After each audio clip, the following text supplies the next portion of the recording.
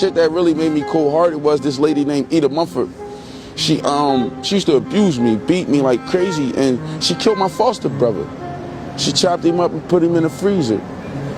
Her name Eda Mumford. Eda Mumford. She chopped him up and put him in the freezer. But she calls the police and tell the police he never came home. So we ride around a cop car. I know he never went to school. She telling them he never came home, as if he left. You feel me? So we ride around for hours, looking for somebody that I already know dead in the freezer. How old were you when this happened? 3. I was 3 years old.